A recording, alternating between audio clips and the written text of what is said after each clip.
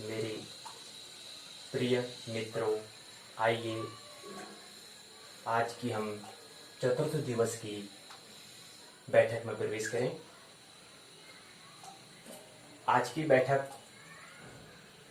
में जो चर्चा का विषय है वह विषय है उत्तराखंड मुक्त विश्वविद्यालय अर्थात उत्तराखंड ओपन यूनिवर्सिटी UOU से हम परिचय होंगे। यहाँ पर संक्षिप्त में परिचय होंगे। अर्थात कहने का मतलब है ये हमने यहाँ पर उत्तराखंड मुक्त विश्वविद्यालय से परिचय ही क्यों चुना और विश्वविद्यालय क्यों नहीं चुना। प्रत्येक व्यक्ति को, चाहे वह कोई भी विश्वविद्यालय, कोई भी विद्यालय, कोई भी महाविद्यालय में वह अध्ययन कर रहा हो, उसके बारे में उसको पता होना चाहिए। ये संकेत इस चर्चा से आपको समझ में आ जाएगा। प्रत्येक व्यक्ति को अपने विश्वविद्यालय के बारे में पता होना चाहिए, कैसे वहां पर सुविधाएं हैं। संक्षिप्त में जो सुविधाएं के बारे में बताएंगे। विस्तृत अगर आपको जानकारी इस पोर्टल वेबसाइट में आपको www.uou.ac.in पर मिल जाएगी। लेकिन फिर भी संक्षिप्त में हम थोड़ा इसको समझेंगे, जो अनिवार्य है विद्यार्थियों को समझने के लिए कि क्या सुविधाएं वहां विश्वविद्यालय हमको देता है, क्या सुविधाएं यहाँ है। इसलिए हमने इस विषय को हमने आज की चर्चा के लिए चुना। सबसे पहली बात है इसकी स्थापना कब हुई। स्थापना इसकी 2005 में हुई है और इसका जो प्रतीक चिन्ह है श्रद्धावान लभते ज्ञानम। क्या मतलब होता है इसका? श्रद्धा वान लभते ज्ञानम, जिसके अंदर श्रद्धा है वही लभते ज्ञानम, लपक सकता है ज्ञान को। जिसके अंदर श्रद्धा नहीं वो ज्ञान को लपक नहीं सकता है, उसको समझ नहीं सकता है, पकड़ नहीं सकता है। ये इसका प्रतीक, इसका चिन्ह, प्रतीक चिन्ह के अंतर्गत ये लोगों में दिया है विश्वविद्यालय ने। तो ये हमने बताया श्रद्धावान लभते ज्ञानम। इस लोगों के अंतर्गत आपने देखा होगा पूरा लोगो है, इसमें पहाड़े बनी हैं, नदियां से नदी जा रही है, ऐसे एक पुस्तक का चिन्ह बनाया है। प्रतीक चिन्ह क्या होता है इसके बारे में विचार करना चाहिए सभी को, प्रत्येक विद्यार्थियों को। तो श्रद्धावान लभते ज्ञानम ये प्रतीक चिन्ह के अंतर्गत लिखा गया है। और इधर साइड में है उत्तराखंड मुक्त विश्वविद्यालय और इधर साइड में उसको ही अंग्रेजी में उत्तराखंड मुक्त विश्वविद्यालय ऐसा लोगो है। इसको आप देखें, हरा चित्र है। इसी किताब को जब आप पढ़ेंगे तो उसमें भी बना हुआ होता है। लेकिन गौर करना चाहिए, जो विचार करने वाले, जो चिंतन करने वाले, जो शोध करने वाले विद्यार्थी हैं उनके लिए यह बैठक होगी और आने वाली बैठक उनके लिए है। जो विचार नहीं कर सकते हैं वो अपना अन्य फील्ड चुने, लेकिन जो शिक्षा में क्रांति करना चाहते हैं उनके लिए ये बैठक और आने वाली बैठक होने वाली है। चर्चाएं होंगी, आप और हम दोनों आपस में मिलकर चर्चाएं करेंगे। तो हमने बताया कि स्थापना 2005 में हो चुकी है और इसके अंतर्गत क्या है, इसके अंतर्गत जो पढ़ाने वाला जो मेटेरियल है, जो विषय है, उनको उन्होंने क्या रखा है, विद्या शाखा। विद्या शाखाएं में उन्होंने बांटे हैं और विद्या शाखाएं कितनी हैं? 14 विद्या शाखाएं हैं। और इस विद्या शाखा के अंतर्गत विभाग, डिपार्टमेंट, स्कूल्स होंगे और ये विभाग डिपार्टमेंट होगी। जो डिपार्टमेंट कितने हैं? 48 डिपार्टमेंट हैं। इसका मतलब ये नहीं कि आज 48 है तो 48 ही रहेंगे, 48 ही रहेंगे, ऐसा नहीं है, एक ज्यादा भी होते रहेंगे। ये बात समझिए। तो विद्या शाखा के अंतर्गत 14 और विभाग 48 है। कैसे? हम चर्चा किन विषयों पर, कौन सी विद्या शाखा पर करेंगे, आइए समझिए।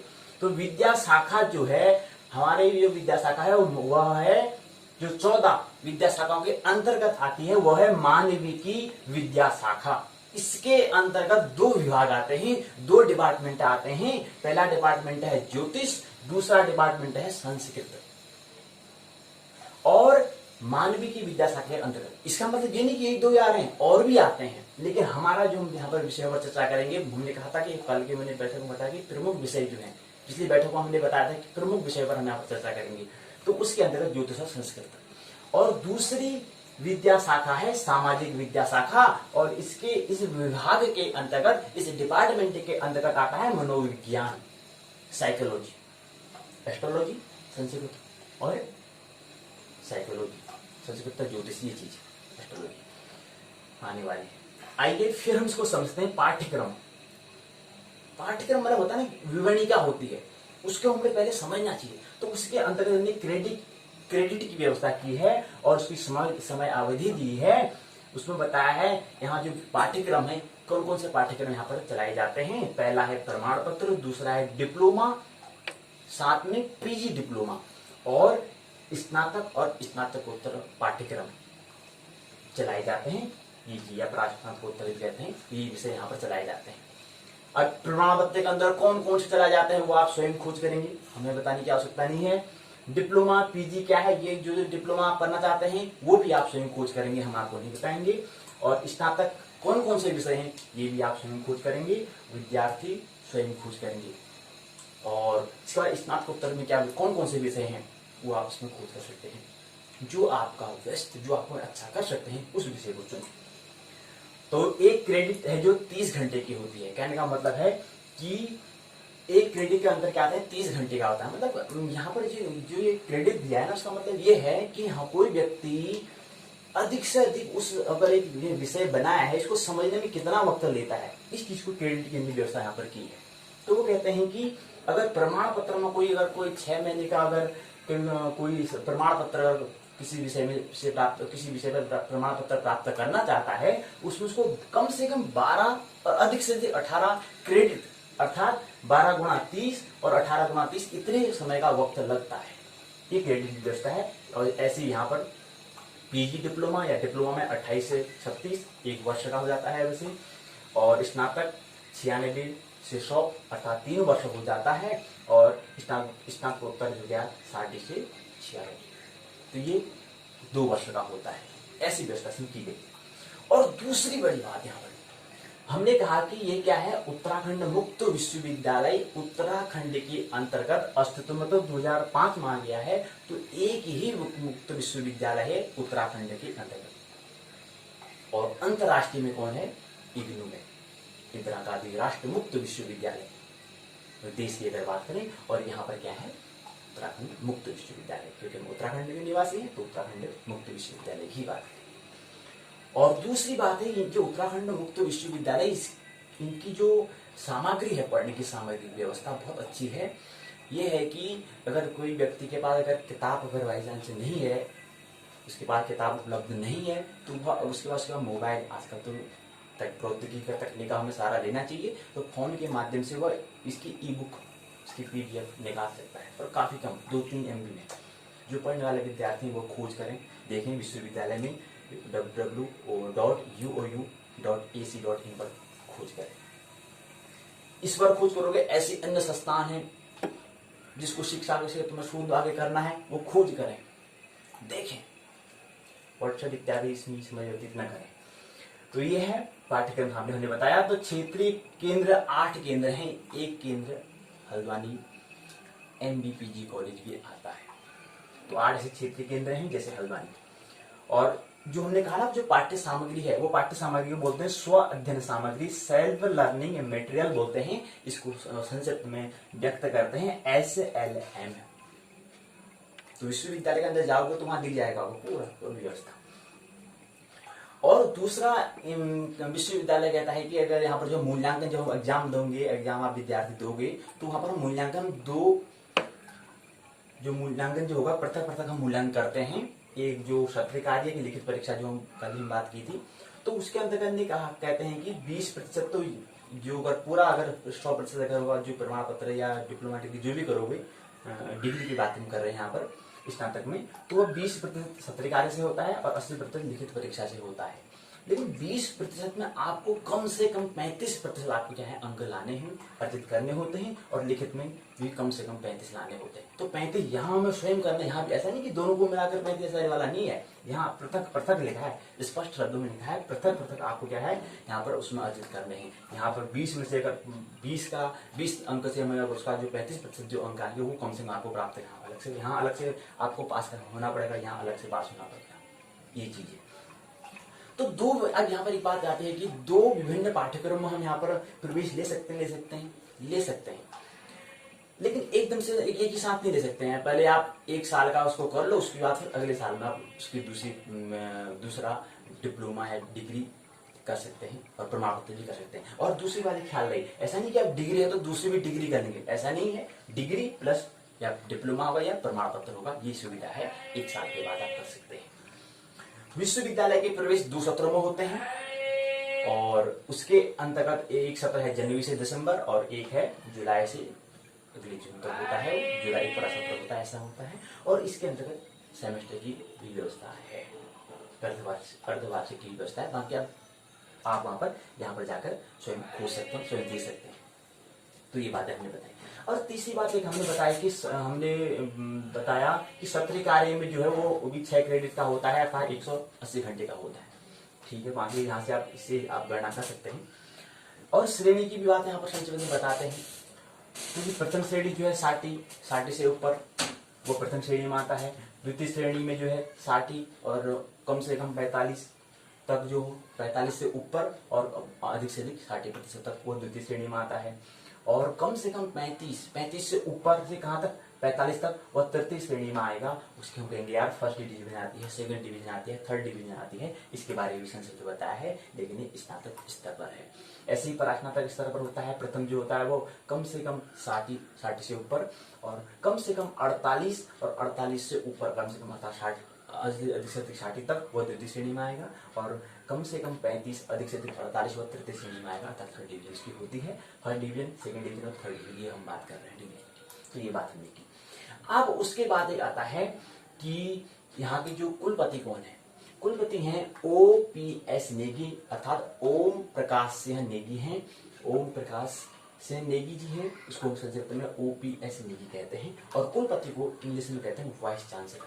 और याद रहे, एक प्रदेश का क्या होता है, चांसलर होता है, अर्थात कुलाधिपति होता है। ऐसे कुलपति, कुलसचिव इत्यादि बहुत कुछ होंगे, उसके बारे में यहाँ विस्तार से चर्चा नहीं करेंगे। प्रतीक चिन्ह हमने बता दिया। और विश्वविद्यालय का प्रकार टाइप क्या है, मुक्त विश्वविद्यालय है, ओपन यूनिवर्सिटी है। और हमने बता दिया एकमात्र उत्तराखंड में विश्वविद्यालय है। और उसके बाद हमने एक बताया कि इसमें हमने एक रजिस्टर जो हमारा हम करते हैं, उसके जो यहाँ पर रजिस्ट्रेटर जो है वो है श्री भरत सिंह है। ये यहाँ पर उनका ये आप मोबाइल नंबर देख सकते हैं 059462860006। और ये इनका वो ईमेल है register@uou.ac.in। और उसके बाद आता है यहाँ पर प्रोफेसर PD पंत हैं, जो एग्जामिनेशन जो होता है, जो परीक्षा जो होता है उसको कंट्रोल करने वाले, नियंत्रण करने वाले हैं, वो हैं प्रोफेसर PD पंत हैं।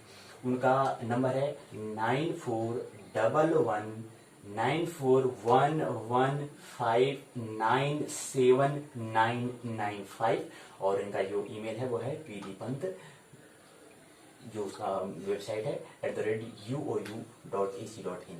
इसी प्रकार से मिसेज आभा गरखल फाइनेंस में जो वित्तीय होता है उसको नियंत्रण करने वाले जो हैं वो ये हैं। उनका मोबाइल नंबर है 9456727137। और उनका जो ईमेल है वह है GAABHA और @uou.ac.in। तो ये जो हो गया गरखल जो है, इसको जी लिख दिया और ये आभा यहाँ पर है तो आभा लग गया, @uou बना दिया। ठीक है, ये वेबसाइट। उसके बाद आते हैं हमारे डॉक्टर राकेश रयाल जो हैं वो है पब्लिक रिलेशन ऑफिसर हैं। और उनका जो मोबाइल नंबर है 9410967600। और ये इनका क्या है, वेबसाइट है रयाल है @uou.ac.in। उसके बाद आते हैं प्रोफेसर HB शुक्ला, ये लाइब्रेरियन है, लाइब्रेरी को देखने वाले हैं और इनके अंदर डिपार्टमेंट है वो संभालते हैं। ये इनका नंबर है 9410715100। ई बुक की सुविधा है, बहुत अच्छी सुविधा है, ऑनलाइन हम पढ़ सकते हैं, जैसे व्हाट्सएप फेसबुक देखते हैं। अगर हमारी रुचि अगर शिक्षा में होगी तो हम उसको व्हाट्सएप में समय व्यतीत न करके अपनी शिक्षाओं को ऑनलाइन भी फोन के माध्यम से या लैपटॉप के माध्यम से पढ़ सकते हैं। पढ़ने वालों की सुविधा यहाँ पर काफ़ी अच्छी सुविधाएं मुक्त विश्वविद्यालय ने की है। और हमने कहा था कि उसके बाद आता है कि हम यहाँ पर बात करेंगे 3 विषयों पर, कौन कौन से, ज्योतिष पर, संस्कृत और मनोविज्ञान। तो इसके अंतर्गत जो हमारे जो जो विद्या शाखा है स्कूल ऑफ ह्यूमैनिटीज है, मानवीय की विद्या शाखा के अंतर्गत आता है, हमने पहले ही बता दिया। तो इसकी जो डायरेक्टर है, जो प्रबंधक है, वो कौन है? वो है प्रोफेसर एच.बी. शुक्ला, जो हमने यहाँ पर बताया था, वो यहाँ पर है। उनका नंबर है 9410715100, ये चीज है। और उसके बाद आता है असिस्टेंट प्रोफेसर जो है संस्कृत के, वो है डॉक्टर दिवेश कुमार मिश्रा हैं। इनका मोबाइल, उनका जो फोन नंबर है, मोबाइल नंबर है, वो है 9794265167। और ऐसी ही असिस्टेंट प्रोफेसर ज्योतिष विभाग के जो हैं, वह डॉक्टर नंदन कुमार तिवारी हैं, और एन के तिवारी इसको कहते हैं संक्षिप्त में। और ये इनका जो नंबर है वह है 7351691747। और ये हमारे क्या है, मानवीय विद्या शाखा के अंतर्गत जो 2 विभाग हैं, ज्योतिष और संस्कृत, उनके हमने क्या कर रहे हैं, असिस्टेंट जो प्रोफेसर हैं, उनसे हमने उनका नंबर और उनका ये हमने बात समझा। अब इसी पर आता है एक हमारा एक विषय और है, वो है सामाजिक विद्या शाखा के अंतर्गत जो विभाग है, वो है मनोविज्ञान। असिस्टेंट जो प्रोफेसर हैं वह हैं डॉक्टर सीता, और इनका जो नंबर है वह है 9456172556। और इसके बाद हमने कहा ना, जो अध्ययन केंद्र है, वो अध्ययन केंद्र है MBBG कॉलेज हल्द्वानी, जो हमारा स्टडी सेंटर है, अध्ययन केंद्र है। वो उनके जो वहाँ के देखने वाले जो हैं वो हैं डॉक्टर रश्मि पंत। इनका नंबर है 9411162527। सेंटर का सबका अपना सेंटर का, और इनका मुख्य क्षेत्र केंद्र 8 है। ठीक हो गया। आगे बड़े भी पढ़ते रहेंगे, ये बात ख्याल में रखें।